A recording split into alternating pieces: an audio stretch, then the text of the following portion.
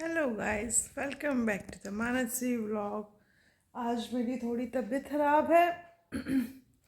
Guys आ जाइए, चाय P लीजिए। देखिए, मैं ऐसे भर के चाय पीती हूँ और मुझे बहुत अच्छा लगता है कि आप लोगों ने मुझे इतनी सारी दुआएं दी हैं, इतनी सारी प्रॉब्लम में मेरे साथ खड़े रहे हैं। और मैं भगवान से दुआ करती हूँ कि मेरे जो फैमिली मेम्बर हैं उनके घर में जो प्रॉब्लम हो रही हैं वो सारी प्रॉब्लम ख़त्म हो। फर्स्ट ऑफ ऑल मेरी ऑडियंस, मैं आप लोगों को बात क्लियर कर दूँ, मैं किसी के फैमिली मैटर में नहीं पड़ती हूँ, है ना। ये बड़े लोग हैं और मेरा तो अभी आप सब लोगों को पता है क्या कंडीशन चल रही है। तो मैं अपना घर ही देख लूँ उतना ही बढ़िया है, क्योंकि मेरे घर को ही मैं संभाल लूँ मेरे जीते जी, तो मेरे लिए उतना ही अच्छा है।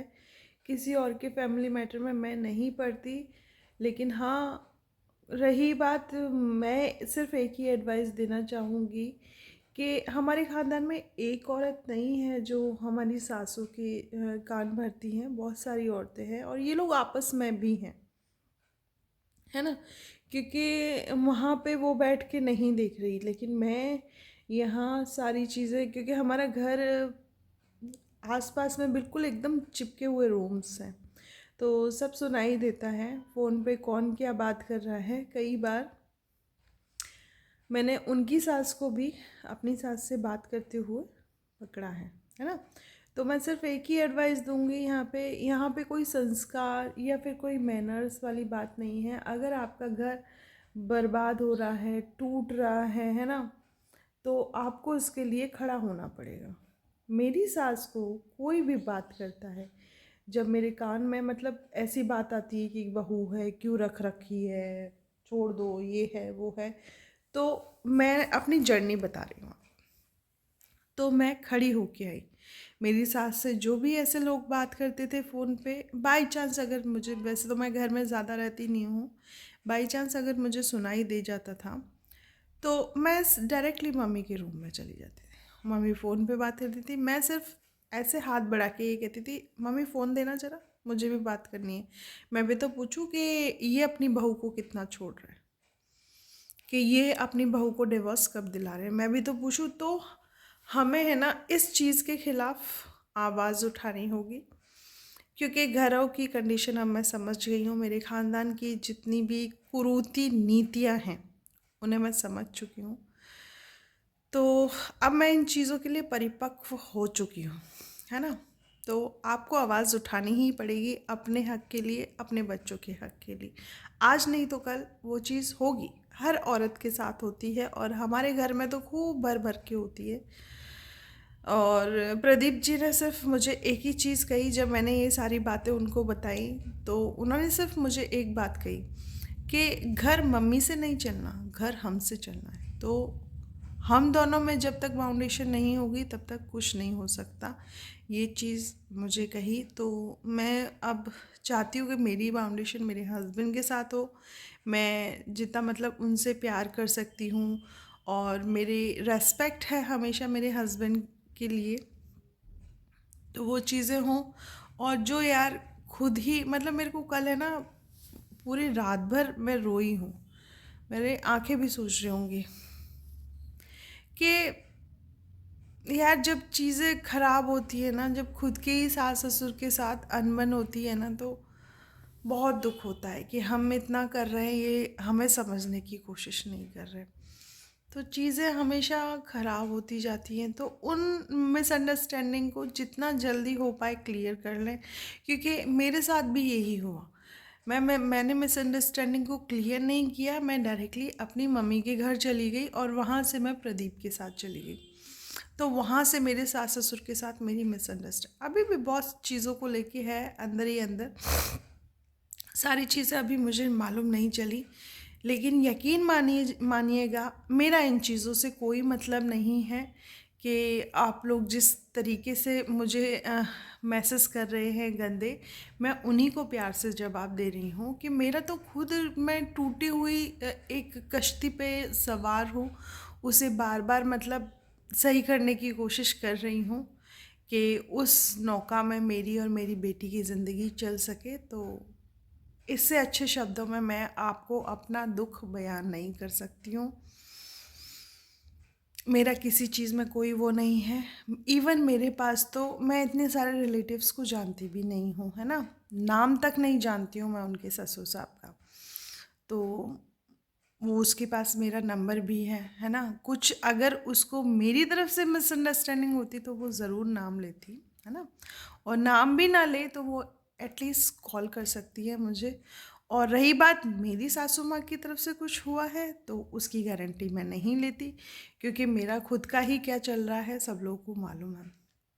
जैसे तैसे चीज़ें सुधरी हैं, है ना? और मैं इन चीज़ों का अभी जवाब नहीं ले सकती उनसे, क्योंकि फिर मैं वही जवाब लूँगी, फिर वो कहेंगी वो तेरी सहेली है, तू उसका पक्ष लेती है, तू ये है, तू वो है, तू तो ऐसी है, तू तो उसकी तरह है, तू तो ब्लॉगिंग कर रही है।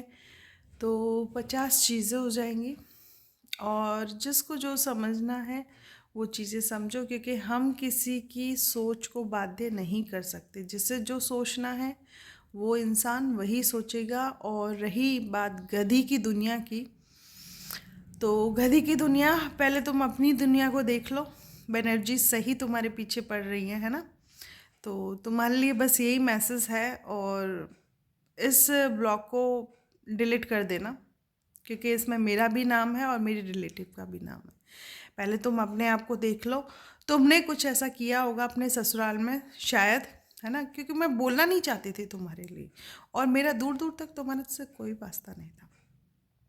लेकिन जैसा कि मैंने तुम्हारा ब्लॉग देखा, मुझे मालूम चला, फिर भी मैंने बिलीव नहीं किया। मैंने तुम्हारा ब्लॉग देखा बाकायदा। तुम्हारे रिलेटिव्स है। रिलेटिव्स कौन है? मैं हूँ और आर के है। और कौन है बताओ? और उसके ससुराल पक्ष से तो शायद मैं ही हूँ, है ना? तो तुम जिस तरीके से बोली हो ना, उस मैनर्स को पहले सुधार लो।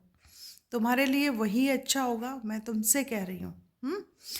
व्यूज़ नहीं मिल रहे तो कंट्रोवर्सी चाह रही हो। और इतिहास जान लेना ज़रा मेरा, है ना, यूट्यूब पे, कि जब मुझे किसी चीज़ को लगता है कि ये चीज़ गलत हो रही है तो मैं क्या करती हूँ फिर। हमेशा हर चीज़ कही सुनी बातों पे, हाँ, हम लोगों में गुस्सा था, लड़ाई थी। और वो वीडियो जिसमें ये कहा था ना कि पाइप के ऑक्सीजन ये निकाल दिए वो निकाल दिए, वो मैंने नहीं बनाई थी, ठीक? जिसने किया था, जिसने हमारे बीच लड़ाई की थी, हम दोनों देवरानी जेठानी के बीच में, उसके लिए वो भुगतेगा इंसान। शुरू से मेरी बद्दुआ निकलेंगी उसके लिए, है ना? जो जिसने भी किया था हमारे बीच में ये misunderstanding, she is my family member, ठीक है? उसके लिए बोलने की ज़रूरत नहीं है। और अपने आप को उसमें बिल्कुल भी इंक्लूडेड ना करो, क्योंकि उसने जितना सरवाइव किया है ना, उसने जितना बर्दाश्त किया है, जितना वो आज भी इतना सब कुछ सुन के भी वो चुप है ना? तुम नहीं कर सकती। तुम्हें घर में रहना ही नहीं आता कि किस तरीके से घर में रहा जाता है, किन संस्कारों के साथ रहा जाता है, कैसे चुप बर्दाश्त किया जाता है ना? तो तुमने नाम लेके सही नहीं किया। तो जब तुम किसी की हिस्ट्री जानती ही नहीं हो तो उसके बारे में बोलना भी सही नहीं है। अपने कंटेंट्स लेके आओ, अपनी फीलिंग्स को अपने कंटेंट्स बनाओ। तुम्हारे लिए यही एडवाइस है। और नेक्स्ट टाइम देखती हूँ, अगर तुमने मेरी फैमिली मेम्बर पे कोई ब्लॉगिंग की तो फिर मैं क्या करूँगी ये तुम भी नहीं जानते, है ना? तो चीज़ों को अभी भी मैं कर सकती हूँ, बहुत कुछ कर सकती हूँ, है ना? क्योंकि तुमने इतने बड़े बड़े शब्द बोले हैं यहाँ पे कि तुम खुद नहीं जानते।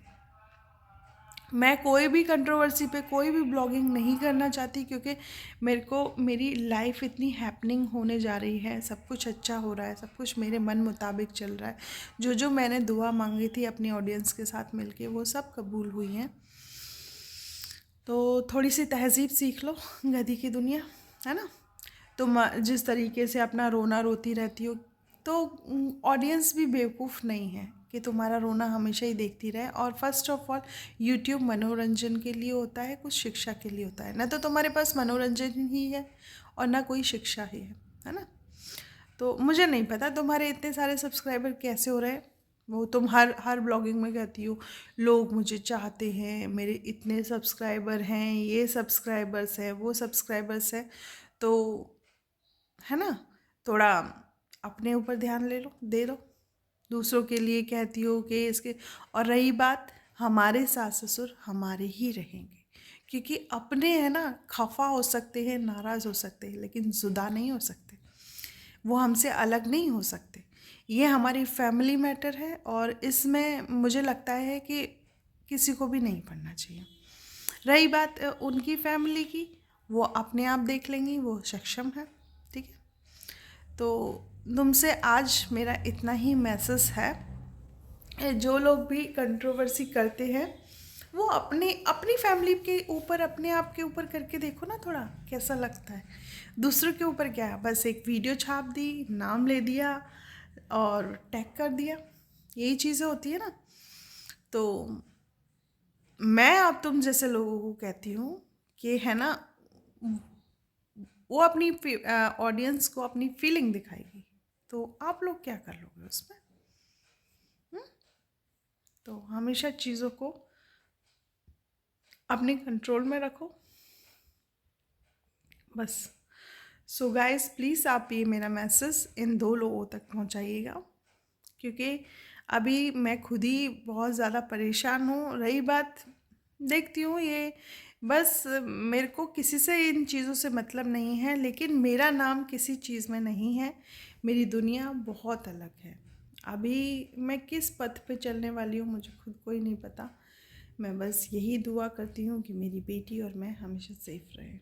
सो guys, bye, all of you, love you, bye. मिलती हूँ नेक्स्ट ब्लॉग पे। होप सो आप लोगों को मेरा ये आज का ब्लॉग पसंद आएगा और मेरा ये मैसेज आप लोगों को समझ आएगा। और आज थोड़ा मैं मम्मी से भी बात करूँगी कि कहीं मम्मी तो कुछ नहीं कह के आई। हालांकि मुझे डांट पड़ेगी, लेकिन मुझे ये करना पड़ेगा। मैं अपनी सासू माँ से भी बात करूँगी आज।